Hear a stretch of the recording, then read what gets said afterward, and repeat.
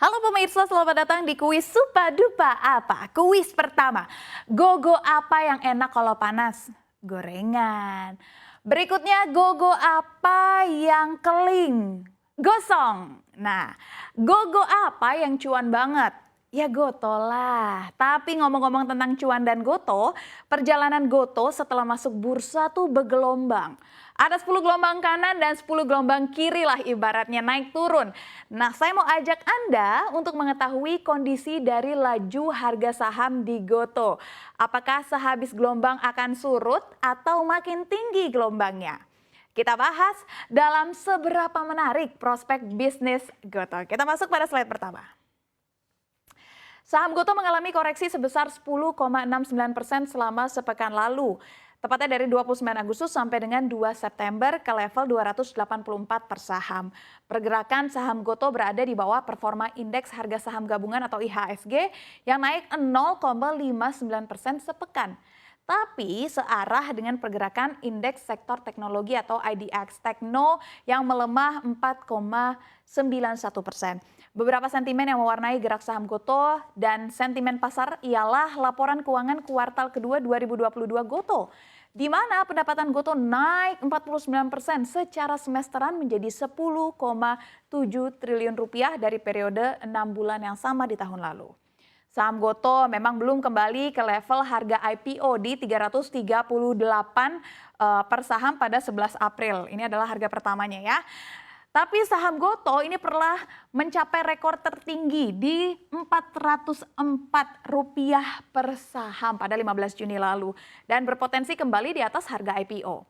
Sentimen lain di pasar saat ini yakni pemerintah menunda kenaikan tarif ojek online yang semula ditetapkan pada 29 Agustus 2022.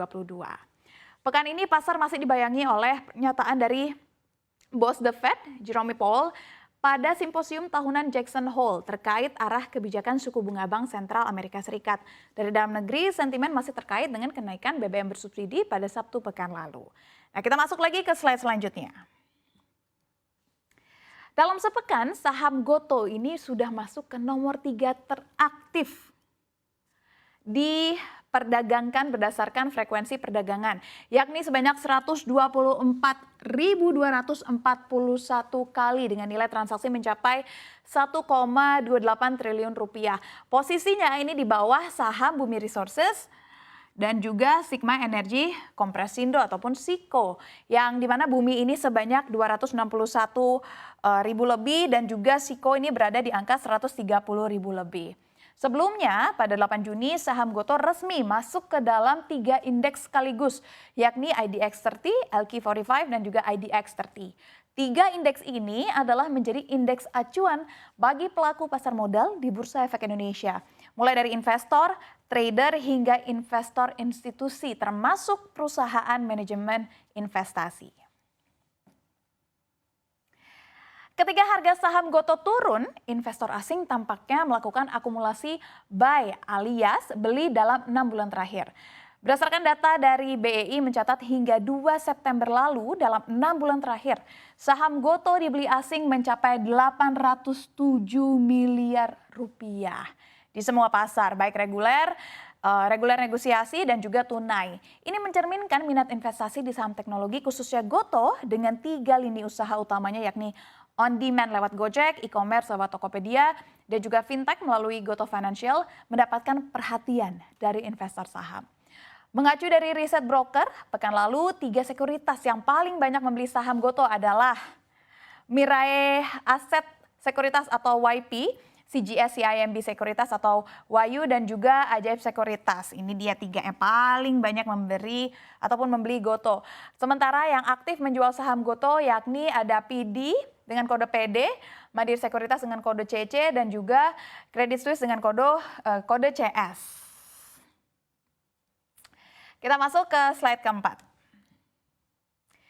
Prospek bisnis Goto akan ditopang dengan posisi Indonesia yang diuntungkan oleh populasi penduduk muda yang masih ataupun yang fasih menggunakan teknologi dengan daya beli yang semakin tinggi, sehingga memberikan fondasi kuat bagi pertumbuhan jangka panjang Goto, sekaligus mendukung perusahaan dalam memenuhi misinya mendorong kemajuan. Ekosistem Gotoh juga beroperasi di pasar yang sangat besar dengan prospek pertumbuhan yang sangat signifikan. Menurut riset dari RedSeer, pasar on-demand services di Indonesia nilainya mencapai 5,4 miliar dolar Amerika Serikat atau setara dengan 18 triliun rupiah ya dalam asumsi kurs rupiah di 14.800 rupiah per dolar Amerika Serikat pada tahun 2020 dan diperkirakan tembus 18 miliar dolar Amerika Serikat atau setara dengan 266 triliun rupiah pada tahun 2025. Ini dia angkanya. Dan pasar e-commerce untuk barang fisik juga mencapai 44,6 miliar dolar Amerika Serikat atau setara dengan 660 triliun rupiah pada tahun 2020. Dan diperkirakan ini akan menyentuh level 137,5 miliar dolar Amerika Serikat atau setara dengan 2.035 triliun rupiah pada tahun 2025. Ini adalah angka yang besar sekali ya pemirsa. Sementara pasar fintech diproyeksikan naik dari 17,8 miliar dolar Amerika Serikat atau setara dengan 263 triliun rupiah pada 2020 menjadi 70,1 miliar dolar Amerika Serikat atau setara dengan 1.037 triliun rupiah pada tahun 2025. Saham Gotoh banyak direkomendasikan analis sekuritas di bursa. Beberapa di antaranya adalah BRI Dana Reksa, CGS CIMB, Citi, Samuel, CLSA hingga Trimegah. Nah, mengacu dari riset BRI Dana Reksa memberikan target price di Rp410 per saham karena menyoroti biaya promosi yang berkurang dan peningkatan margin kontribusi. Biaya penjualan dan pemasaran Gotoh berhasil dipangkas hingga 7,8% secara kuartalan menjadi 3,04 triliun di kuartal 2 2022 dari sebelumnya di angka 3,30 triliun tepatnya di kuartal 1 2022.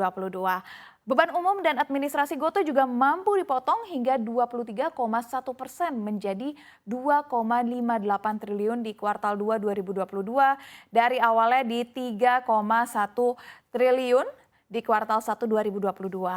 Total biaya promosi ke pelanggan juga turun pemirsa, turun 3,5% menjadi 3,6 triliun rupiah dari yang sebelumnya berada di angka 3,73 triliun secara kuartal to kuartal. Riset CGS CIMB memberikan target harga 396. Dengan analisis Gotoh dapat mengambil manfaat dari sinergi lintas platform dengan Gojek sebagai inisiator. Sementara Citi Research dari PT Citigroup Sekuritas Indonesia atau CSI bahkan menyematkan target price lebih tinggi untuk saham Gotoh yaitu di Rp430 per saham. Mereka yakin bahwa Gotoh semestinya diperdagangkan pada harga premium dibandingkan perusahaan sejenis di regional mengingat dominasinya di Indonesia. CLSA juga mengubah rekomendasi saham Gotoh dari tahan atau hold menjadi beli atau buy dengan target angka di Rp425 per saham. Alasannya adalah GTV akan meningkat berkat cross-selling dan integrasi ekosistem yang berjalan optimal. Sementara riset lainnya dari Trimegah Sekuritas dengan buy di angka Rp380 per saham, lalu Sukor Sekuritas dengan target harga Rp380 per saham juga dengan alasan sentimen positif kolaborasi Bank Jago dengan Gotoh Finansial melalui pembukaan akses layanan Bank Jago di aplikasi Gopis. Lainnya yakni Samuel Sekuritas yang meyakini potensi pertumbuhan gross transaction value atau GTV Gotoh akan mencapai 710 triliun pada tahun 2022 dibandingkan realisasi sebesar 461 triliun rupiah pada tahun sebelumnya, terutama karena penerapan strategi hyperlocal dan juga cross pollination ini. Ya, pemirsa, namanya juga saham ya, ada naik turunnya. Belum lagi sentimen yang nggak bisa lagi kita tebak. Tapi selagi seluruh bisnis yang dijalankan oleh Gotoh sejalan dan juga relevan dengan yang diperlukan oleh masyarakat, maka tidak menutup kemungkinan bahwa peluang Gotoh akan kembali melesat itu terbuka luas. Jadi jangan sampai Anda ngerasa tercekik dan terima nasib saat Gotoh sedang terkoreksi. Karena suatu saat pasti akan menjadi asik dan terima kasih.